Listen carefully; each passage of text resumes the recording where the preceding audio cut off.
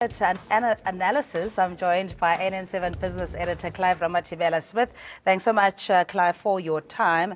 Of course, with the deficit account slightly narrowing there, good news for South Africa. How? Well, you're supposed to say hello, hello, and celebrate that. Obviously, that's supposed to be exciting. But you didn't bring the champagne, so. Well, we didn't bring the champagne, and we don't have a corkscrew to open it. Well, in any case. all sorts of problems. Yes.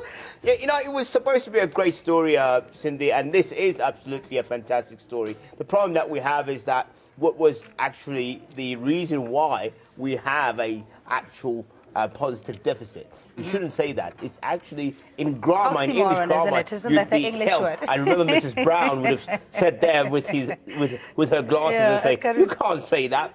And there's a reason why that is, Cindy. The first and foremost, obviously we have had a better exporting numbers than what we had the importing numbers, and so therefore that means we've certainly gone down in terms of imports. But why is it that we went down in South Africa in imports? The basis of it is simply the fact that the consumer is under so much pressure that they're not able to actually purchase all those fancy stuff that we have. I know you've got probably the latest iPhone as well, so I don't know. Maybe you slept on the side of the pavement to make sure that you know what? It was more a gift than anything else. Oh, right, fair enough. Right. Did you declare it? I have declared it. Yeah. So, but the point of the matter is, we want to have a look at that and say, where did this actually come from? And it stems from the fact that obviously the South African consumer is not spending as much as they've done. We've seen this in the retail space as well. We've seen the likes of Mr. Price's numbers not looking great. We've seen the likes of Woolies locally on the domestic front not doing relatively well. The guys that are actually doing well, that are pushing, are not in the retail space in terms of clothing and textile. They're on the side of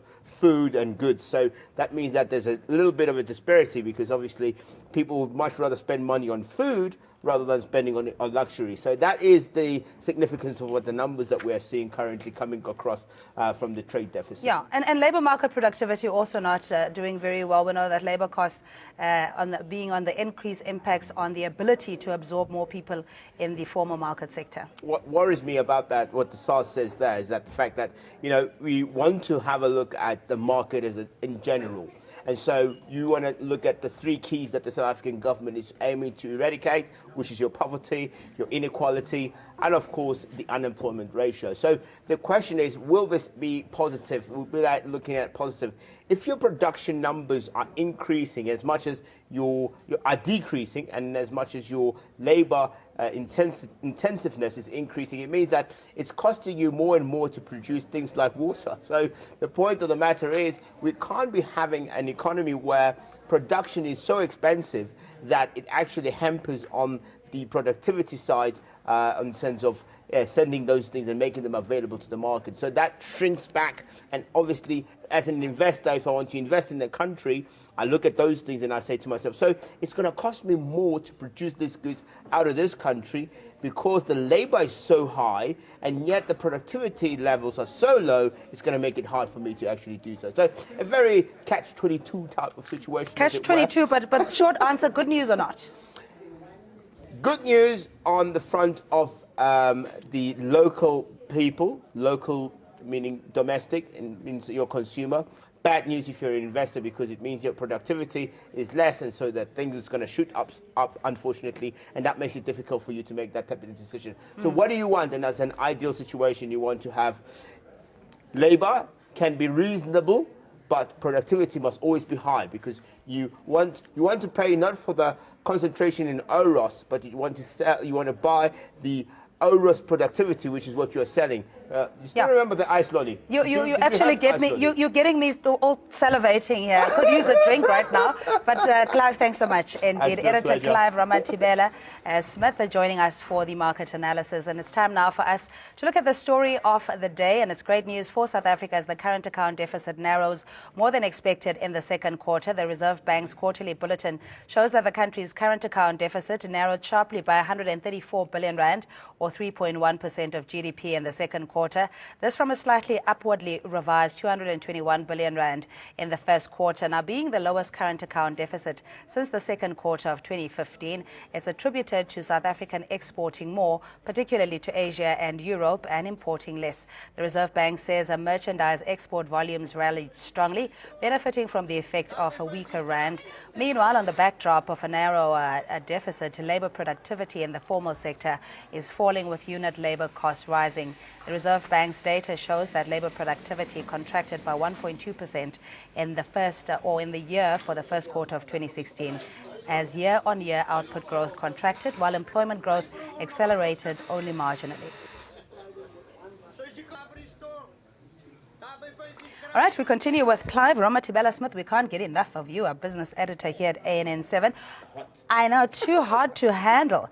But just to really break it down, because we all consumed, I think the bulk of us has to do with day-to-day living, the bare necessities, getting children from school, the price of fuel, etc. We know that too well, particularly when you have kids. So what does it all mean to the consumer?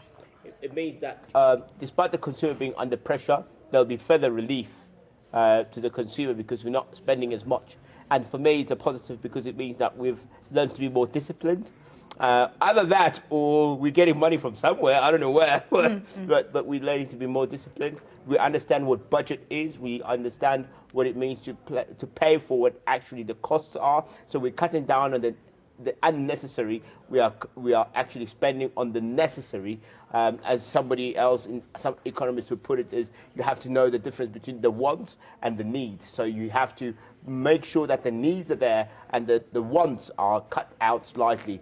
I don't know, you know, ladies will always say to you that it's completely different because they have... Needs and wants are the same thing? Yeah, no, they're not to ladies. I mean, they'll tell you about how they must look stunning, as you always look stunning. Bless you, thank you. That's very important, obviously. But for the gents, I suppose the most important thing would be getting from point A to B, having a nice vehicle, I suppose, to move around, making sure that you see your clients or your premium clients, as it were. So that's very important. Yeah, domino effect, because always when there's data, there's cause and effect.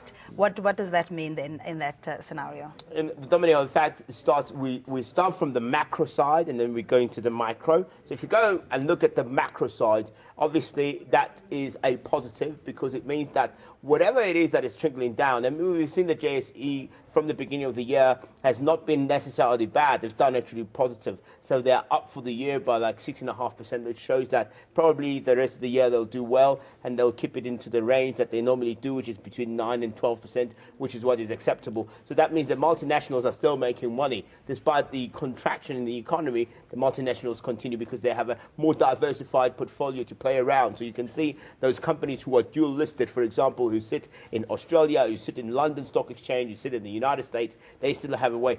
By the way, we're talking about these particular ones. We're talking about alcohol, you talk about AB InBev, the biggest listed company on the JSE, sitting at about 3 trillion rand.